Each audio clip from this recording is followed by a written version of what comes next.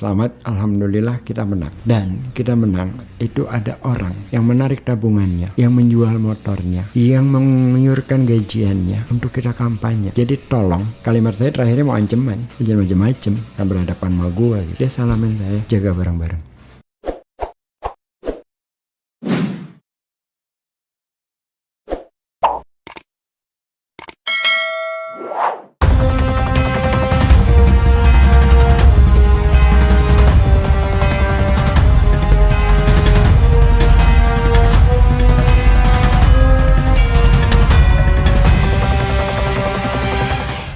Pak Sapri itu udah nolak, total nolak.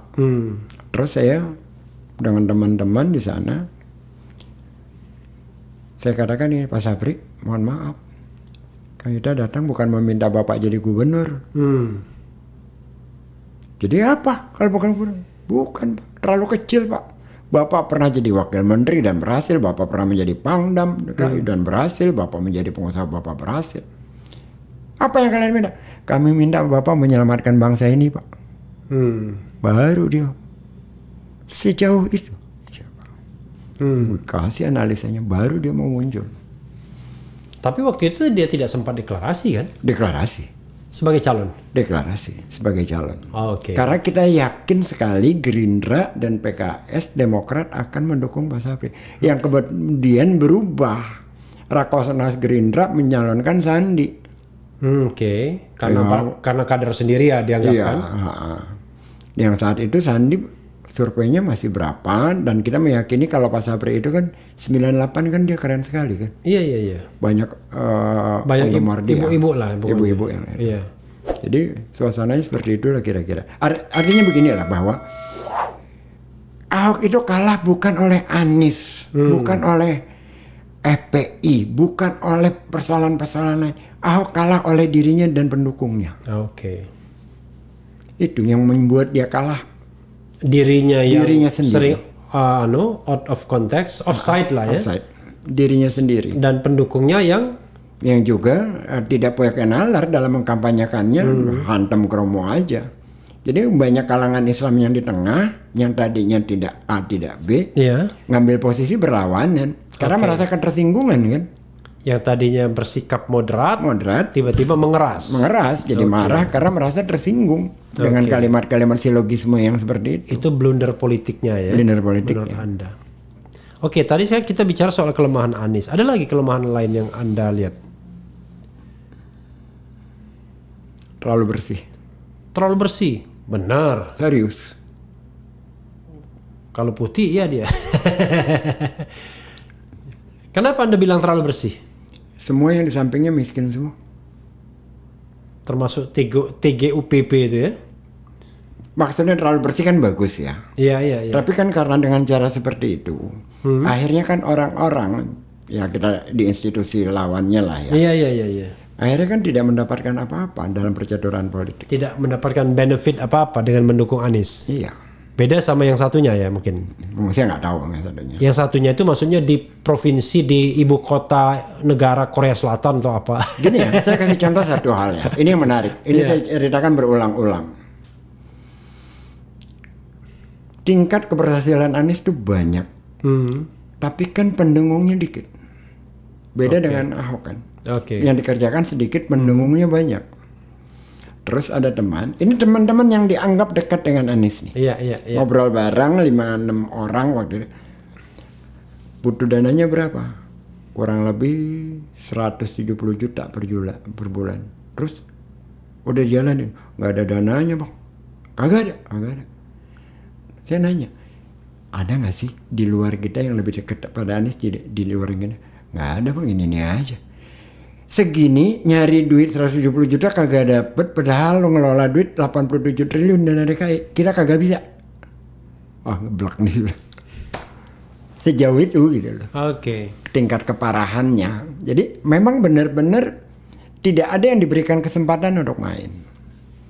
Ya karena kalau main itu kan mau sedikit mau gede kan sama aja. Dosanya sama, resikonya sama. Gitu. Kalau main gede sekalian malah bisa bayar. Jadi kalau secara etik bernegara pemimpin benar dia. Tapi kalau dalam konteks politik Indonesia yang ini, yang yang relawannya masih cari makan, berat. Oke. Ya, jadi bukan tidak baik sebenarnya, sangat baik. Tapi dalam konteks situasi politik seperti ini menjadi kelemahannya dia. Kan yang Anda tanyakan kan kelemahannya dia kan? Iya, makanya pesan saya adalah kalau mau jadi relawan, 2 kemungkinan saja. Carilah relawan yang bisa memberikan kesejahteraan. Kedua, Anda sudah selesai dengan hidup Anda. Jadi ketika Anda jadi relawan benar-benar rela. benar banget itu. Iya. Benar banget itu. Oke. Ada lagi kelemahannya menurut Anda? Ya kalau manusiawi banyak ya. Banyak. Tapi ada hal-hal yang sifatnya personal, nggak perlu saya sebut. Iya, misalnya in term of komunikasi ya. Communication itu gimana? Personal communication dan mass communication. Keren. Oke. Keren. Keren itu yang mana? Yang massnya atau yang personalnya? Dua-duanya. Saya itu gak susah marah kalau sama dia itu. Oke. Saya dengan yang Bang Ical yang saya sebut tadi bisa saya teriak-teriakan. Iya. Manis nggak bisa sih. Ya dia senyum lulu. Kalau Anda kan kelihatannya mau marah terus. Kalau untuk hal kayak gitu dia apa ya? Nggak rata-rata lah. Oke. Nggak rata-rata. Kalau konteks komunikasi nggak rata-rata. Oke. So ini bab kelemahan. Bab kelebihan. Ya banyak banget. Banyak banget. Misal, yang paling menonjol lah 3 lah yang menonjol apa? Demokratis. Banget. Ukuran demokrasinya misalnya apa? Ini sangat personal alasan saya. Ya oke. Justru saya ingin pengalaman Anda kan? Anies terpilih tanggal 19 April. Iya. Saya bertemu sorenya. Sorenya. Oke. Tapi jangan makin mendekat. Saya ucapkan. Ngomong jadi saya ucapkan selamat, alhamdulillah kita menang. Oke. Selamat. Dan kita menang itu ada orang yang menarik tabungannya, yang menjual motornya, yang mengiurkan gajiannya untuk kita kampanye. Jadi tolong, kalimat saya terakhirnya mau ancaman. Jangan macam-macam. Akan berhadapan sama gua gitu. Dia salamin saya, jaga bareng-bareng. Jaga bareng-bareng, ya. Bukan jaga bareng-bareng. Jaga bareng-bareng, jagain dia maksudnya. Iya, jaga bareng-bareng. Selama ini temen gua kan yang jadi menteri banyak. Oke. Kagak ada yang mau deket gua kalau udah jadi menteri. Oke. Kan mulut kita jahil. Iya. Artinya bahwa dia siap untuk dikritisi, untuk dilawan gitu. Termasuk pada temannya sendiri. Oke. Itu menurut saya keren banget secara personal. Oke. Karena saya tahu persis bagaimana teman-teman kan kita kampanye nggak punya duit ya. Iya. Jadi bagaimana pada teman-teman tuh patungan segala macam itu ada yang jual motor, saya ngerti banget itu. Dan kita dikecewakan kan berkali-kali. Dukung orang, tahu kayak gini, dukung ini, tahu kayak gini. Tapi so far Anda nggak kecewa? Sejauh ini tidak. Bahkan agak terpuaskan ya. Oh, agak terpuaskan. Air di Pulau Seribu perak lebih dari 25.000. Saya mengelola sekolah rakyat bukan saya mengelola, teman-teman yang mengelola. Saya hanya membantu. Miskin absolut. Saya katakan ini jalan kita ke surga nih. Kalau 30% aja anak-anak ini bisa kita tarik dari kemiskinan. Ada yang diperkosa oleh bapak tirinya. Ada yang kalau malam itu siang sekolah SMP loh. Malam jadi penjaga macam-macam. Ada banyak kasus. Saya ketemu Bu Nana, Kepala Dinas Pendidikan DKI. Dengan kebijakan yang baru, 50% anak-anak SRA itu bisa masuk sekolah negeri. Karena ada kebijakan zonasi dan faktor umur. Anak-anak miskin itu mana sanggup bersaing dengan anak-anak orang kaya masuk sekolah negeri bagus. Itu luar biasa dalam konteks keadilan. Dan itu dia lawan semua. Karena kelas menengah itu siapapun tidak ingin anaknya terkalahkan. Tapi dengan kebijakan itu dia kan memberi kesetaraan. Di Jakarta ini kan cuma ada 11 sekolah di masa lalu secara persepsi. Hanya sekolah favorit. SMA 1, SMA 2, SMA 3, SMA 4, SMA 5 di Sumber Batu, 6, 7, 8, 9, belum jadi gabungnya 10, 11. Nah, yang lain itu nggak dianggap. Jadi kalau ada perempuan ketemu cowok, lu sekolah lu mana? SMA berapa? Oh, yang angkanya banyak ya. Atau sekolah Katolik.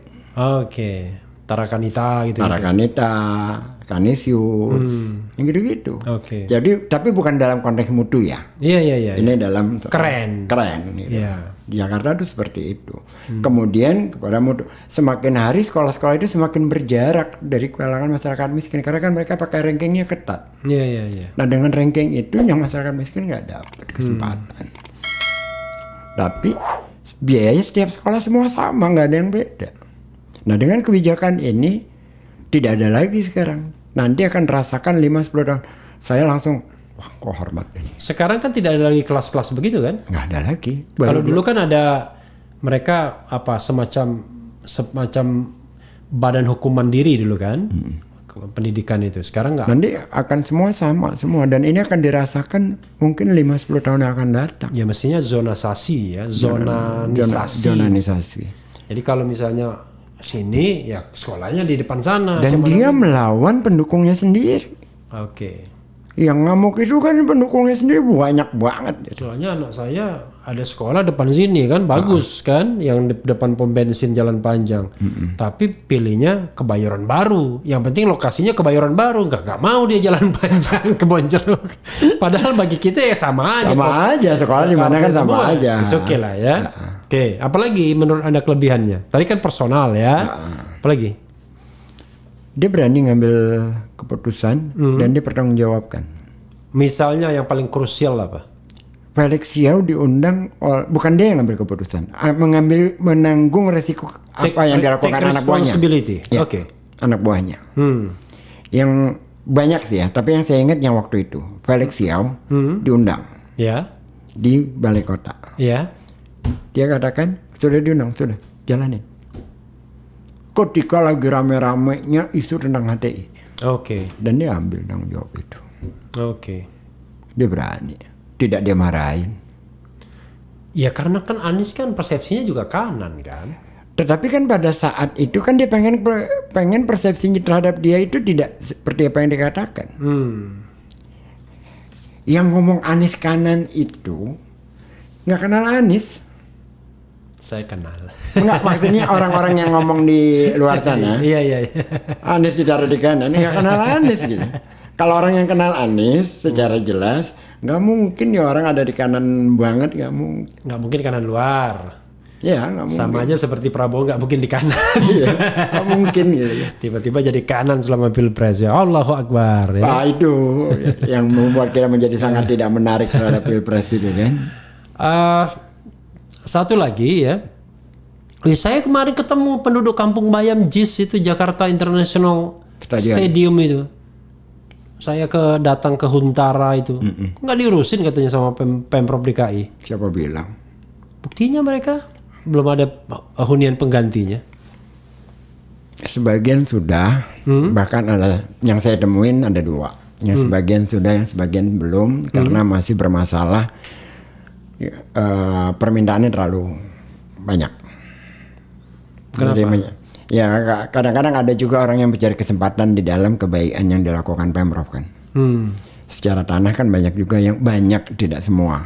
Ada juga yang tanahnya ilegal. Tapi penggantiannya minta luar biasa, minta rumah, minta segala macam. Ada yang sudah mendapat penggantian, rumah dapat, ada tanah kosong, dia hobinya beternak. Pak boleh nggak saya pakai untuk selama ini belum ditempati, boleh kamu pakai? Wah senang banget ya. Kalau ketemu Pak Anies Pak baiknya Masya Allah Pak. Tapi ada juga orang apa nggak digusur, kami ternyata digusur. Tetapi sebagian dibangunin kerja di situ. Jadi belum seluruhnya diselesaikan, belum. Sebagian sudah diselesaikan oleh Jakpro. Saya sudah wawancara Jakpro, saya cek juga ke Kampung Bayam.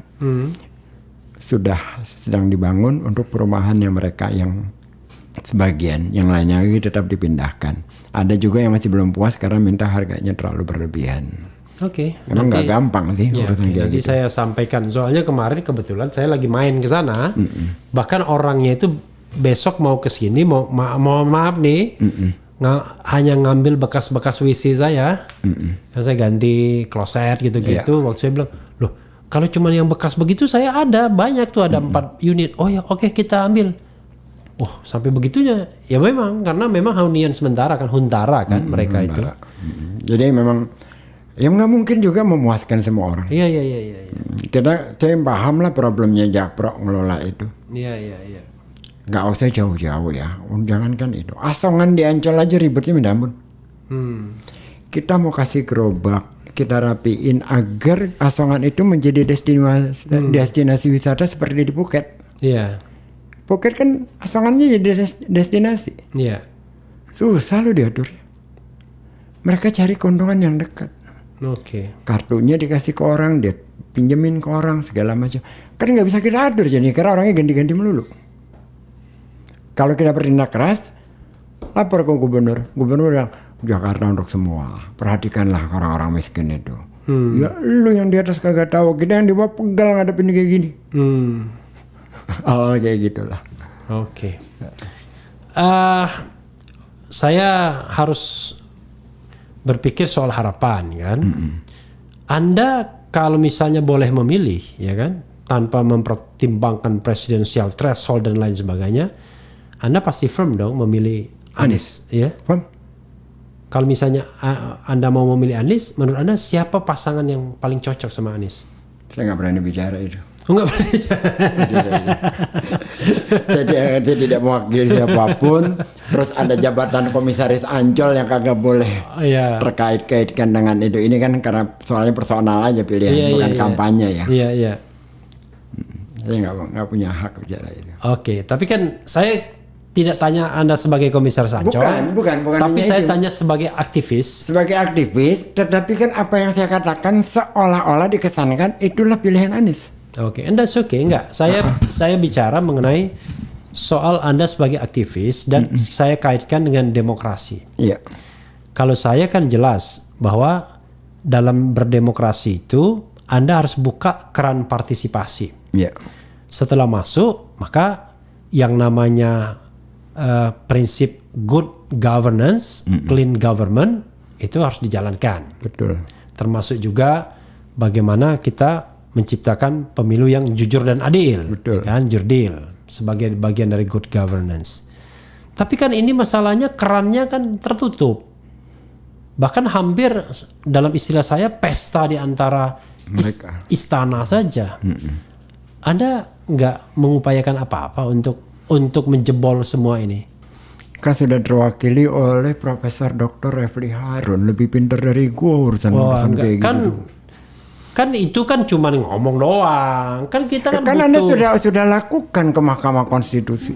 Ya, tapi kan Anda Rocky Gerung dan segala macam. Kalau tidak kita gebuk dan kalau itu ya harus gerakan dari berbagai gerakan civil society harus dijalanin. Ya kan itu kan yang saya maksud. Kalau itu iya, tapi kalau dalam konteks hukumnya saya kalau tidak punya. Kalau tidak ada gerakan civil society, gimana kita menjebol? Kalau soal hukumnya saya nggak bicara bahwa saya mendukung Anies ya, tapi yang saya dukung adalah sebuah ide tentang demokrasi.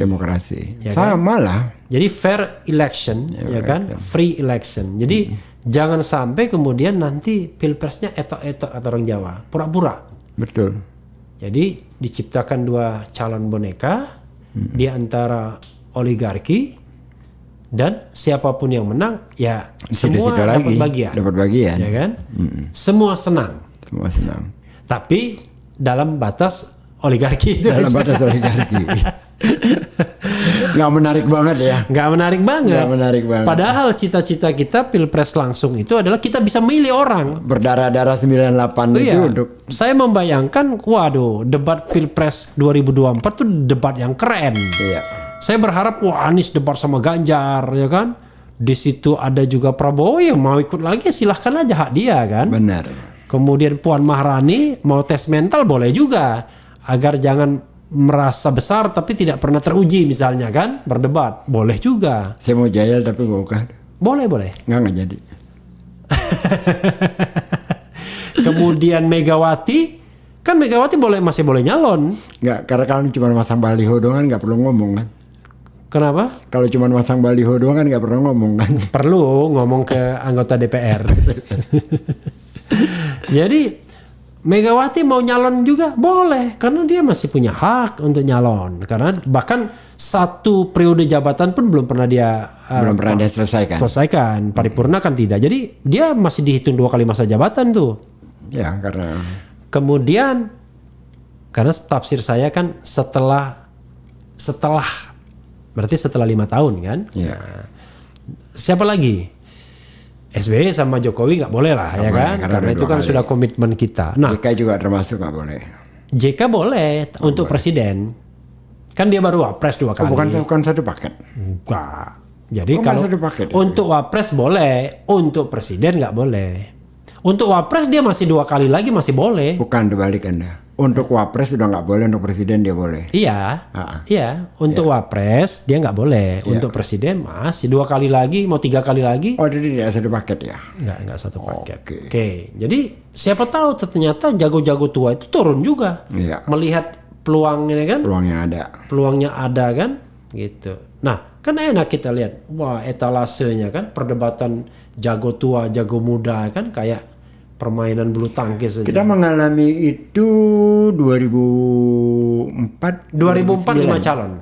Ya, 2004 5 calon, 2009 3 calon. 2009 3 calon. Ya. Itu menarik sekali itu. Dan saya kira 2004 itu paling menarik karena tidak memunculkan bipolarisasi kan. Iya. Jadi setelah SBY JK menang, nggak ada cebong kampret dan lain sebagainya kan. Saya itu Gitu. ikut-ikutan lah kira-kira 2004 itu dukung Amin Rais. Oke. 2009 ikut dukung JK. JK, oke, 3 calon waktu itu. Iya, Lon. 2014 nggak sama sekali tuh. Nggak sama 2019 apalagi enggak juga. Nggak menarik ya? Nggak menarik. Iya, iya, iya. Kalau waktu itu asiknya bahkan yang menarik itu waktu dukung JK. Iya, iya, iya. Kita kan anti Golkar nih. Iya, iya, iya. Golkar. Kita tahu lah kelakuannya dulu kayak apa. Iya. Dan dia ketua Golkar, so. Dia ketua Golkar. Saya menonton dia di liputan di diskusi SCTV di hadapan ketua Kadin. Ngebumi betul. Iya, iya, iya. Saya dengerin. Terus saya cek ke teman-teman yang dekat sama dia.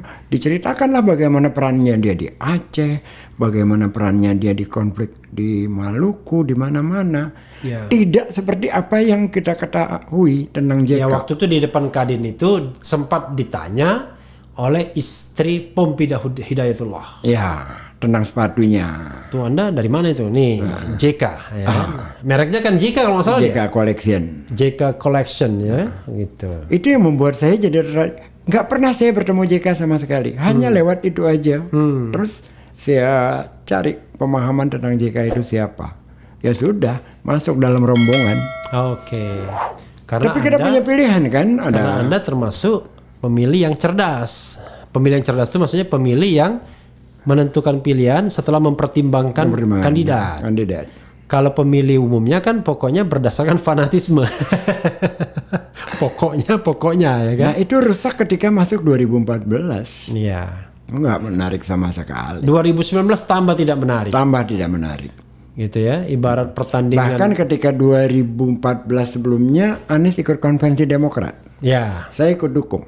Oke. Oh, Anda sudah Anies waktu itu? Sudah. Oke. Saya ikut dukung. Tapi begitu dia masuk ke Jubir 2014, saya langsung katakan, mohon maaf, sampai sini aja nih dia. Oh gitu ya? Iya. Oke. Jadi enggak. Oke. Nggak ada, saya nggak mau terlibat sama sekali. Oke. Saya awalnya masih berharap ya kan ada orang biasa yang tidak ada masa lalu yang kelam misalnya kan satunya kan dipersepsikan punya masa lalu yang kelam ya kan, pelanggaran HAM dan lain sebagainya. Tapi ya whatever itu it is. Kalau saya sih sudah another tidak story. percaya sejak awal begitu ditentukan 2. Udah nggak mungkin ini. Kenapa? Ketika ditentukan hanya 2, saya sudah nggak percaya sejak awal. Yes. Ini nggak mungkin bisa. Artinya oligarki bisnis itu makin pintar dia. Kalau kemarin 2014 itu 2 dan 2-nya barangkali kiri kanan ya kan. Kalau 2019 jangan-jangan pura-pura 2 sudah. 2024 nah yang kita khawatirkan cuma 1 tapi 2. Ya, 1 tapi 2. Ya. Wallahualam ya kan. Mengerikan. Tapi yang jelas kita kan punya komitmen untuk bagaimana mendorong demokratisasi, jangan sampai berada pada titik nol lagi. Kalau kita berada pada titik nol, regresif gitu, regresif bukan regret beda. Jadi kalau kita regresif, akan naiknya lagi, beratnya minta ampun. Setengah mati ya.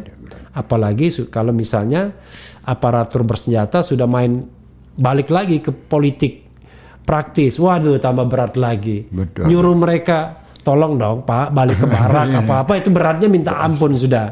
Karena mereka mempersepsikan dirinya, saya ini part of the people, ya kan. Dan memunculkan tokoh seperti SBY yang concern terhadap demokrasi ketika dia masih menjadi kekuatan yang luar biasa. Kekuatan bukan sebagai presiden ya, masih sebagai tentara. Kan nggak gampang. Nggak gampang.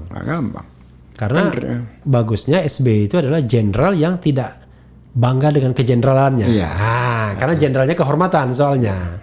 Makanya kalau dalam tanda tangan yang tidak boleh hilang tuh Dr. Haji Susilo Bambang Yudhoyono. Jenderal Purnawiran boleh hilang. Boleh hilang. Padahal walaupun dalam surat nggak boleh ada gelar. That's another story ya. Tidak ada manusia yang sempurna, ibu-ibu dan bapak-bapak sekalian. Bro Ges Khalifah, ada satu pertanyaan kecil terakhir. Yep. Antum nih marganya apa? Khalifah. Oh, Khalifah itu marga? Marga. Nah, nama saya Ges, ayah saya Salim, jadi Ges Salim Al Khalifah. Oh, Al Khalifah. Al Khalifah. Tapi Al Khalifah ini termasuk zuriat juga nggak? Zuriat Nabi nggak? Saya nggak mau pakai gitu-gituan ya, tapi kalau mau pakai gitu-gituan saya bisa klaim 2. Kenapa? Keturunan Umar bin Khattab sekaligus keturunan Ali bin Abi Thalib. Oke. Tapi diyakini Ali bin Abi Thalib kan itu keturunan Nabi ya dianggap kan. Oh jadi Khalifah itu termasuk juga Habib. Sebagian di Yordan di mana-mana meyakini itu. Saya tidak meyakini. Tapi di Indonesia nggak dimasukkan. Di Rabita tidak dimasukkan dan kita juga tidak pernah merujuk ke sana. Mencari-cari data itu nggak pernah. Oke. Toh nanti di surga dan neraka kan hitungannya adalah kuciptakan manusia bersuku-suku, manusia laki-laki dan perempuan bersuku-suku berbangsa-bangsa untuk diantaranya saling kenal mengenal. Dan yang paling mulia diantaranya yang paling takwa. Jadi urusan apa gue dengan keturunan? Walaupun mencari menantu, tetap aja kita lihat keturunan siapa dia. Ya, tapi kan dalam konteksnya kan perilaku ya, bukan terhadap itu. Last word, guys, silakan. Apa? Teman-teman, selain Bang Refli, yang channelnya keren, saya Ges Khalifah juga punya channel, namanya Ges Khalifah Channel. Dan banyak hal di sana kita bicarakan, terutama tentang Jakarta International Stadium, bagaimana pengelolaan air di Jakarta, banyak hal deh. Silahkan dilihat. Terima kasih. Jangan lupa ya. Jadi selain ke Refli Harun Channel, yang selain Refli Harun dan Refli Harun Podcast, jangan lupa Ges Khalifah Channel. Unfortunately, Ges Khalifah itu susah banget spellingnya. Yang benar adalah G-E-I-S-Z. Khalifah C-H-A-L-I-F-A-H. Jadi Ges Khalifah. Makasih bro Ges Khalifah. Sama-sama, terima kasih udah diundang. Mudah-mudahan lancar dan saya yang berterima kasih karena Anda sudah mau datang walaupun Anda capek. Amin ya rabbal alamin. Amin. Yang penting tetap di channel ini. Cia. Thank you.